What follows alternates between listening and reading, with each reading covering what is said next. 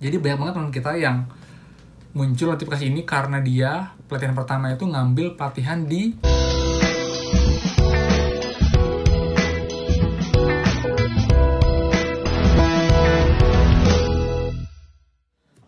Hai semua, kembali lagi di channel Aran Agus yang membahas banyak hal tentang program Kartu Prakerja. Jadi semoga teman-teman semua dalam keadaan sehat ya. Dan buat teman-teman yang belum subscribe channel ini dan selalu nonton tapi belum subscribe, please dan silakan subscribe channel ini karena itu akan sangat membantu channel ini. Satu subscribe kalian sangat berarti untuk perkembangan channel Aran Agus ini. Jadi ini punya channel kita bersama ya untuk saling berbagi informasi dan juga memberikan solusi buat teman-teman. Jadi please subscribe dan juga nyalakan loncengnya biar nggak ketinggalan info terupdate seputar Kartu Prakerja. Oke, jadi pada video kali ini saya akan membahas beberapa hal. Yang pertama mengenai insentif tahap 2 yang masih belum cair, dan dari kemarin banyak banget teman-teman yang DM di mana itu problemnya itu adalah statusnya yang masih gagal dikarenakan ada notifikasi belum memberikan ulasan dan rating, teman-teman. Jadi banyak banget ternyata setelah saya cek-cek lagi, dan di sini saya dapat ada sekitar berapa ya, 7 orang kalau misalnya nggak banyak sih, tapi kebetulan mereka ini ngambil pelatihan di tempat yang sama. Jadi saya ingin ini sih sebuah survei lagi teman-teman. Jadi saya minta tolong untuk teman-teman semua berikan saya informasi khususnya buat teman-teman yang masih statusnya gagal insentif kedua ataupun ketiga yang muncul notifikasi seperti ini, yaitu belum memberikan ulasan di pelatihan pertama. Jadi saya dapat informasi sementara ini ya, baru ada 3 pelatihan yang saya agak menonjol banget, yang cukup tinggi untuk ininya, untuk jumlahnya. Jadi banyak banget teman kita yang muncul notifikasi ini karena dia pelatihan pertama itu ngambil pelatihan di luar sekolah, lalu yang kedua di kelas.com, dan yang ketiga di cakep.com. Jadi saya mau make sure apakah benar hanya 3 ini saja yang benar-benar dominan yang paling banyak, atau emang juga yang lain juga sama sebenarnya. Jadi saya hanya bikin cross check juga. Jadi kita bisa, jadi dari situ nanti pun kita bisa narik kesimpulan kira-kira memang dari pelatihannya yang bermasalah atau memang ini merata di semua pelatihan. Satu, itu yang mau saya cari tahu. Lalu yang kedua, kalau memang benar dari 3 pelatihan ini, harusnya ini kita bisa infokan atau kita bisa update ke Jasa Prakerja untuk coba diprioritaskan lagi teman-teman kita yang ngambil pelatihan di tempat-tempat tersebut. Jadi di-push lagi untuk platformnya untuk segera memberikan data terupdate agar data di dashboard kita itu segera berubah dan tidak muncul lagi notifikasi sehingga status gagal bisa hilang, pencarian insentif bisa segera terproses. Tapi kalau memang bukan cuma 3 ini aja, tapi kalau semua misalnya skill academy, lalu dari Kemenaker dan segala macam, artinya memang ini bukan karena satu atau dua pihak ya, tapi karena emang secara umum global ini memang karena kesalahan sistem yang masih belum terupdate datanya. Tapi kalau bener cuma 3 ini aja, harusnya ini bisa di-push dan bisa dikerucutkan menjadi mengutamakan dari 3 pelatihan yang belum memberikan data secara lengkap ini. Dan juga teman-teman, saya juga selain kalian nanti info untuk tempat kalian beli pelatihan, bisa info nggak ya ke saya ya? Kalian ngasih rating berapa sih untuk pelatihan tersebut? Karena dari 7 teman kita yang info saya hari ini, itu 5 diantaranya setelah saya cek, mereka memberikan skor bintang itu di bawah 3 bintang. Jadi 1, 2, 3 bintang. Dan kebanyakan ada yang 1 sama 2. Jadi saya nggak tahu juga apakah ini mempengaruhi atau tidak, tapi seharusnya sih nggak ngaruh ya, karena yang namanya rating kan emang hak kita dong, mau ngasih bintang 1, bintang 2, bintang 3. Tapi kalau sampai bintang 1 jadinya nggak dikirim ulasannya kan agak aneh sebenarnya.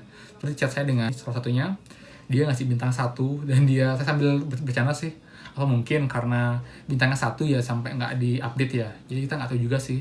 Tapi saya minta bantuan teman-teman buat update ke saya di kolom komentar. Jadi infokan sekali lagi untuk pelatihan pertama kalian beli pelatihan di mana, lalu rating berapa bintangnya. Jadi kayak kalian beli Tokopedia nih. Jadi Tokopedia kan langsung bisa ke Skill Academy, bisa ke kelas.com, bisa ke luar sekolah, bisa ke tempat lain. Jadi detail ya, jadi jangan Tokopedia-nya aja, tapi langsung instansi pelatihannya. Seperti keluar sekolah, kelas.com, dan juga cakap.com. Itu teman-teman untuk informasi yang pertama. Lalu yang kedua juga saya mau update. Mungkin banyak juga teman-teman yang masih menanya banyak nih tentang gelombang 4 nanti. Kak, saya boleh nggak daftar sih? Saya sudah bilang kan di video sebelumnya. Tapi saya juga mau jelasin teman-teman mungkin yang belum tahu, untuk program Kartu Prakerja ini bukan per tanggal sih, per gelombang 4 ini akan sedikit berubah ya wajahnya ya. Kalau yang sebelumnya kan untuk prakerja, jadi buat orang-orang yang menganggur atau belum bekerja atau untuk meningkat skill, jadi siapapun bisa join di grup di program ini. Di sini saya akan screen record di sini. Nah, ini dari kompas.com. Kartu prakerja berubah menjadi bantuan sosial. Seberapa efektifkah program ini sekarang? Jadi, keluarnya peraturan Presiden nomor 76 tahun 2020 tentang perubahan atas Perpres sebelumnya 36 tahun 2020 juga tentang pengembangan kompetensi kerja melalui program Kartu Prakerja akan membuat program ini bisa berjalan lagi dalam waktu dekat. Pemerintah mengklaim telah melakukan sejumlah perbaikan program Kartu Prakerja, terutama mengikuti rekomendasi dari KPK atas pelaksanaan program ini. Program Kartu Prakerja dinilai memberi prioritas bagi pekerja terdampak virus COVID dan juga pelaku usaha mikro dan kecil. Jadi sekarang yang terdampak COVID jadi fokusnya karena memang situasi ya yang membuat jadi pemerintah harus memutar otak dan juga mengatur dana yang sudah keluar untuk yang diputuskan sekarang yaitu yang terdampak pandemi COVID-19. Namun program Kartu Prakerja yang sempat menuai polemik dan masalah kini sudah saya baca. Mengingat banyak kegaduhan di awal kemunculan Kartu Prakerja bergulir saat ini, Kartu Prakerja berubah wajah jadi bansos.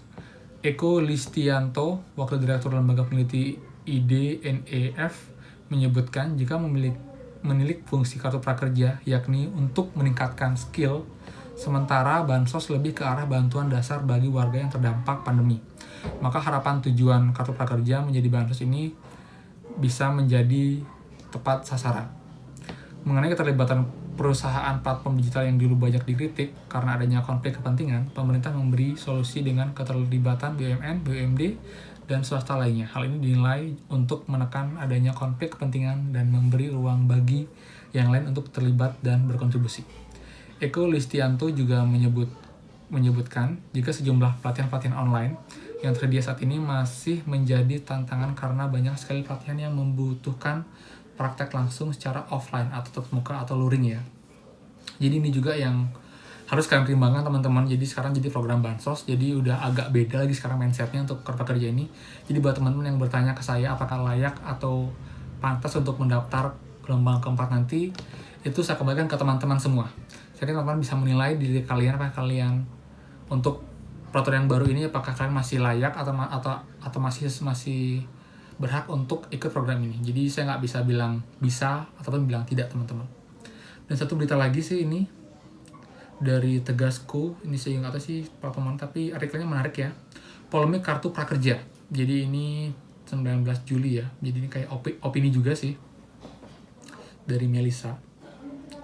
Kalian bisa baca di sini. Oke, di sini saya nggak akan saya baca lengkap. Tapi kalau mau kalian bisa pause video ini, jadi kalian bisa baca lengkap ya. Jadi sini saya akan mengambil poin-poinnya saja. Diketahui Kartu Prakerja menguras dana 5,6 triliun yang sebagian didapat dengan memangkas dana pendidikan. Sering berjalannya program ini, banyak aturan direvisi karena dinilai mengantongi sejumlah kelemahan dan pelanggaran hingga mendapat teguran dari KPK.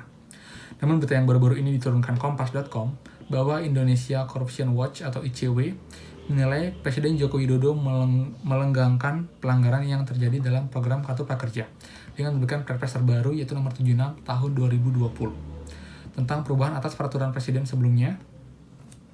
Alih-alih Perpres baru ini merespon berbagai catatan kelemahan program prakerja, justru terdapat 4 persoalan baru yang muncul, kata ICW dalam persiaran Senin 13 Juli 2020.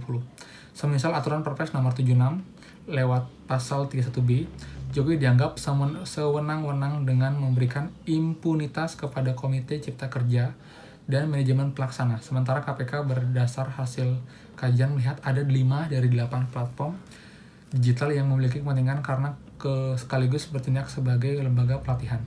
Artinya impunitas ini akan jadi senjata ampuh bagi pemegang platform yang memiliki kepentingan. Selain itu, pemerintah juga dinilai tidak mempunyai konsep jelas mengenai Kartu Prakerja hingga menimbulkan kekacauan. Bahkan pemerintah terkesan berpihak pada pengusaha, sebab dilihat dari proporsi anggaran, pemerintah memberi insentif sebesar 5,6 triliun kepada 8 platform digital. Karena kan ini dananya tuh total 20 triliun ya, kalau nggak salah dana dari prakerja ini, tapi total kita dapatlah 3.550.000. Tapi 1 jutanya itu kan kita beli buat pelatihan yang pada akhirnya akan masuk ke platform pelatihan. Ini masuk dengan 5,6 triliun itu. Jadi dari 20 triliun, seperempatnya lebih dikit, itu nanti akan jatuhnya ke platform pelatihan. Sebab dilihat dari proporsinya 5,6 triliun kepada 8 platform digital, sedangkan insentif yang diterima individu hanya Rp2.550.000. Keberpihakan Presiden Jokowi semakin terlihat berdasarkan skema program yang menitik beratkan pada aspek jual beli pelatihan daring yang sebenarnya bisa diakses secara gratis. Lebih menyegarkan lagi karena kartu prakerja yang katanya berubah wajah menjadi bansos, malah memberi kewenangan pada manajemen pelaksana program untuk mengajukan tuntutan ganti rugi hingga mempidanakan pihak-pihak yang sengaja memalsukan identitas untuk menjadi peserta program ini. Ini pemerintah maksudnya apa? Bukankah penyeleksian peserta dilakukan oleh pelaksana program? Semestinya mampu memverifikasi data calon peserta. Sekalipun ada kesalahan, kenapa malah minta ganti rugi bahkan sampai mempidana? Ini juga yang agak aneh ya dari video saya awal juga tentang perpres baru ini, di mana kesana jadi kita disalahkan sebagai peserta, sedangkan mereka tidak bercermin diri atau tidak mencoba juga untuk membuktikan sebagai kita bahwa ini sepenuhnya bukan salah kita saja, dimana sebagian pun juga kesalahan dari pihak penyelenggara, yaitu program prakerja ini. Sementara pelaksanaan yang membuat kesalahan justru tak dikenakan sanksi, maksudnya pihak penyelenggara ya. Tentu ini bisa jadi sumber kong kali kong baru, lagi pula yang menjadi perhatian utama pemerintah sebenarnya ke siapa. Terlebih saat menggulirkan program ini selama pandemi COVID-19 jelas bukan solusi. Apalagi bersandar dari pengakuan Kepala Kantor Staf Presiden KSP Muldoko yang mengatakan bahwa pemerintah tak menjamin pemilik kartu prakerja akan mendapatkan pekerjaan usai mengikuti pelatihan program tersebut. Nah, ini saya baru tahu nih ada statement seperti ini. Jadi saya cek video di YouTube dan ini videonya. Itu bagaimana upskilling, bagaimana menambah keahlian, bagaimana melengkapi keahlian, bagaimana mengupgrade lagi, sehingga harapan kita adalah anak-anak yang lulus dari kursus kartu prakerja itu betul-betul siap mendapatkan pekerjaan. Tetapi ini juga bukan sebuah jaminan bahwa setelah kartu prakerja itu pasti mendapatkan pekerjaan, karena tugas pemerintah adalah sekali lagi ya, mendorong kepekerjaan dan kewirausahaan, bukan menjamin. Tapi emang sih kita perhatian pun emang nggak jamin kita kerja, sama kayak kita ngambil kuliah juga. Setelah kuliah pun kita nggak menjamin, cuman mungkin dari kuliah dia punya kerjasama dengan beberapa perusahaan. Tapi kembali ke kita, apakah kita punya skill yang sesuai, yang layak untuk diterima di perusahaan tersebut, teman-teman. Jadi memang program ini nggak menjamin kita langsung dapat kerja nanti, apalagi di situasi pandemi seperti ini. Jadi saran saya kalau memang kita mau ambil pelatihan yang kita bisa buka usaha sendiri. Jadi seorang wirausaha ya, bukan yang bekerja di perusahaan lain. Karena saya itu agak susah sih kalau sekarang. Tapi memang kalau memang kita mau berwirausaha, kita perlu modal. Dan semoga sih modal ini cukup, prakerja ini cukup untuk modal awal kita, atau mungkin bisa menambah dari tabungan kita, teman-teman. Lalu berikutnya, intinya program ini menghabiskan triliunan tanpa hasil pasti. Bukankah dana triliun ini baiknya dipakai pemerintah untuk isi perut sebagian rakyat yang terdampak COVID? Sistem kapitalis sekuler memang tidak pernah menjanjikan kesejahteraan bagi orang banyak. Banyak orang. Ini dia yang saya baca ya. Jadi kalau mau baca bisa cek linknya di bawah. Tapi ini cuma sebuah opini ya teman-teman. Jadi ini bukan ini. Tapi beberapa sih emang bener sih. Dan yang berdasar juga.